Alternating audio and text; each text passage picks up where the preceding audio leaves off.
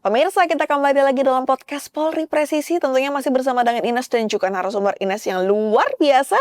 Ada Aibtu Ahmad Syaifuddin. Beliau ini personil unit Intelkam Polsek Pekalongan Timur, Polres Pekalongan Kota, Polda Jawa Tengah. Nah Pak, kalau boleh tahu Pak, bagaimana dukungan dari Kapolres Pekalongan Kota, AKBP Riki Yaryandi untuk kegiatan yang Bapak lakukan? Terima kasih saya ucapkan kepada Bapak Kapolres Pekalongan Kota, Bapak AKBP Riki Yaryandi SIKN yang telah mensupport kami, Bu. Jadi kira-kira semua personel Polri yang baik kita support semuanya.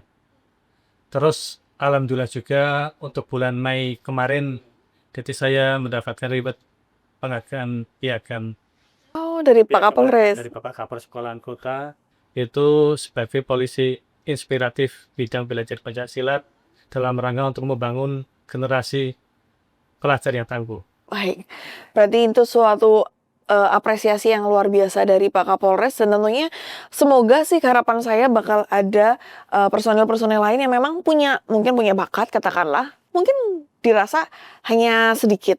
Tetapi kalau misalnya kita bisa tularkan kepada masyarakat, itu justru jauh lebih berharga untuk mereka semua, begitu ya Pak ya? Baik Pak, kemudian kalau boleh tahu Pak, ini kan Bapak katakanlah mungkin memang suka dengan pencaksilat ya Pak. Kemudian pada akhirnya Bapak sampai dengan punya lisensi sebagai pelatih ya Pak ya. Dan bagaimana untuk menjaga konsistensi Pak dalam menjaga ataupun melatih pencaksilat secara dari diri Bapak sendiri ataupun untuk menularkan kepada yang lainnya. Karena kan ini kan bisa dikatakan secara gratis ya, apalagi kepada puluhan pelajar dengan karakter yang banyak. Seperti apa Pak? Jadi pertama kali saya itu niati itu berarti ikhlas. Niati kita benar-benar senangi. Dengan senang itu maka kita semua akan terasa mudah. Kalau dari harapan mungkin dari Bapak sendiri untuk dari adik-adiknya seperti itu untuk biar konsisten. Biar konsisten ya itu mungkin saat itu kan kita bisa memposisikan kita sebagai seorang pelatih juga, insya Allah bisa, sebagai seorang kakak, sebagai seorang ayah, teman juga bisa. Jadi beberapa program latihan itu kan juga nanti kita ada sekedar untuk game, jadi biar anak-anak tidak jenuh. Oh, jadi di sela-sela latihan seperti itu tetap ada semacam ice breaking mungkin ya Pak ya? Baik Pak, kalau boleh tahu Pak, untuk pelatihan bela diri itu sendiri dilakukan seminggu berapa kali Pak? Untuk seminggu kan yang pokok mungkin seminggu 1 kali. Itu setiap hari Jumat setelah saya selesai pelayanan Yanmas SKCK. Tapi tidak menutup kemungkinan apabila ada kejuaraan-kejuaraan seperti Bobda yang dilakukan oleh Dinas Pagub. Dinpora Budpar. Serta untuk dari O2SN. Seperti kejuaraan lain itu kan ada beberapa waktu, jadi kita siap. Jadi waktunya bisa lebih gitu ya, nggak cuma sekali. Nah, misalkan seperti hari Selasa, kalau enggak hari Kamis, paling enggak itu seminggu, kalau enggak 3-4 kali latihan. Oke, Pak. Kan informasi yang saya dapatkan bahwa banyak prestasi yang telah diraih oleh anak didiknya ya Pak ya. Bahkan beberapa diterima di sekolah favorit melalui jalur prestasi olahraga. Bisa diceritain Pak? Ya Bu, jadi alhamdulillah dari saya semua ya, dari mungkin dari kepengurusan seperti dari pelatih, dari SM pelatih, dari Bapak Ibu, tokoh masyarakat semuanya itu mendapatkan hasil. Jadi anak-anak banyak yang berprestasi itu baik di Bobda, O2SN, kejuaraan Open. Bahkan kemarin saya setelah mendapatkan piagam penghargaan dari Bapak Kapolres, itu kan saat itu Kapolda Jateng melakukan kejuaraan. Saya ditantang ibaratnya, Mas, ini ada kejuaraan, enggak? Ya udah, saya sanggupi. Saya saat itu membawa 6 atlet Bu, atas nama kontingen Polres Pekalongan Kota, itu kejuaraan Piala Kapolda Jateng di Unisulai. Itu sekitar bulan Juli. Alhamdulillah itu dari 6 atlet itu mendapatkan 3 emas, 1 perak, 1 perunggu, dan 1 kurang berhasil karena sistemnya prestasi. Oh, oke. Dari 6 udah dapat 3 emas. Wah, setengahnya dong. Berarti luar biasa berarti ya. Udah 5 berprestasi berarti. Luar biasa sekali loh.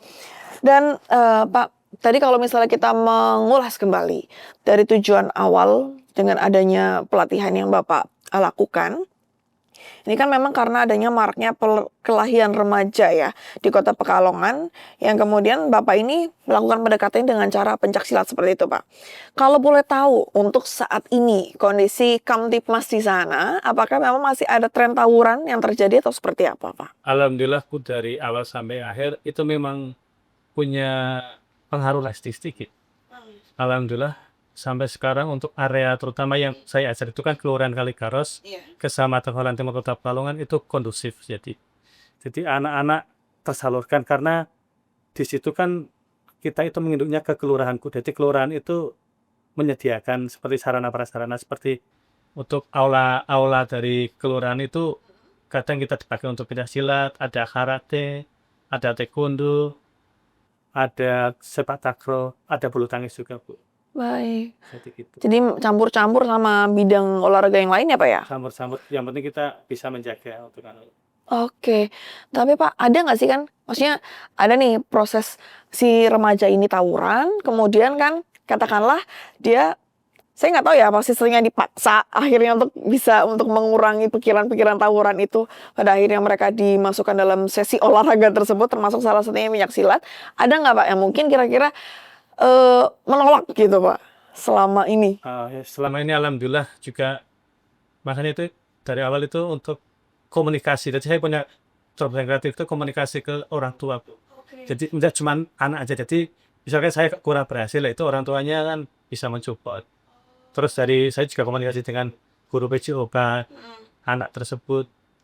Jadi kuncinya memang komunikasi yang dilakukan oleh Bapak, pendekatannya tidak hanya ke anaknya, gitu, tapi kepada orang tua dan juga guru. Iya. Oke, jadi itu luar biasa sih, karena kebanyakan mungkin ada yang katakanlah mungkin tidak terlalu dekat dengan orang tuanya, seperti itu. Kalau misalnya kita ikut pelatihan-pelatihan biasa ya, Pak ya. Sampai akhirnya mungkin di dalam bersama dengan kita pada saat pelatihan fine-fine aja gitu, tapi pada saat keluar dari tempat latihannya kita, katakanlah orang tua kurang memantau atau mungkin bahkan pihak sekolah juga kurang memantau. Itu yang pada akhirnya menjadi tidak maksimal proses pelatihan yang dilakukan. Seperti itu ya, Pak. Baik, Pak.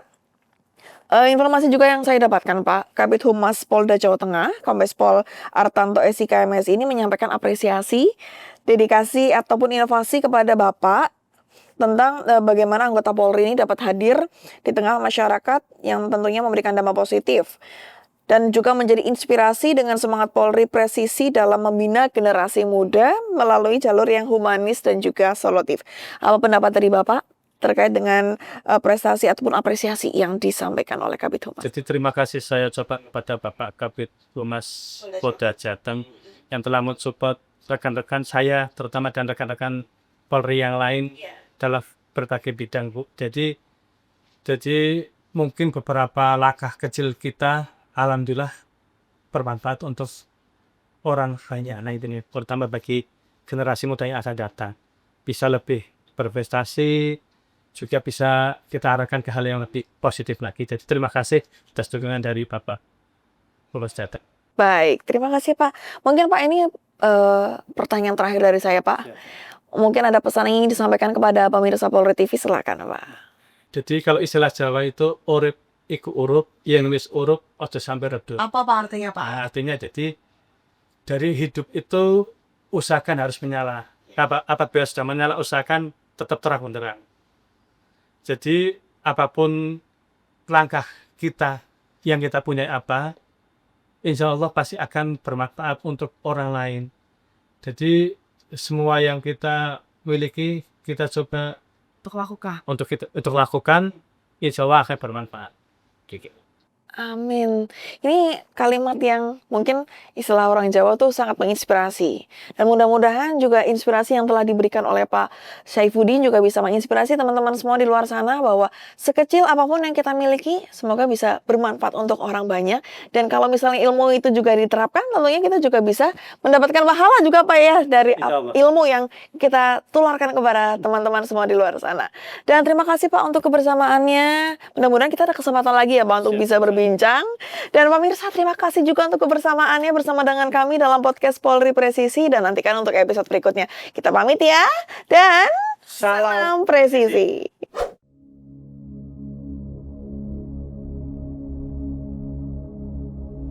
Pekalongan ini bukan cuma kota batik, tapi di sini anak-anak muda juga harus kita jaga.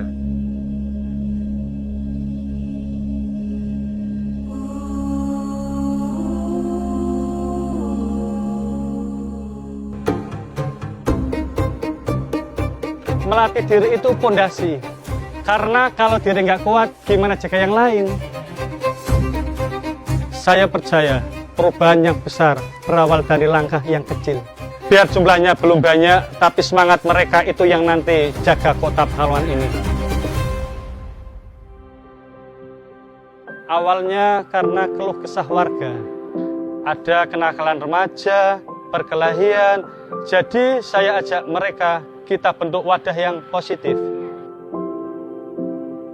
Polisi bukan hanya sekedar penegak hukum, tetapi juga sebagai penjaga harapan masyarakat.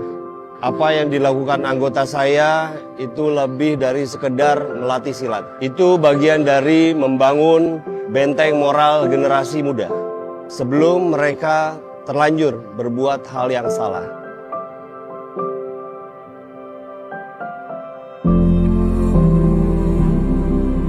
Saya ini cuma polisi biasa, tapi saya yakin kalau kita bisa jaga anak-anak ini, kita lagi jaga masa depan kota Pekalongan.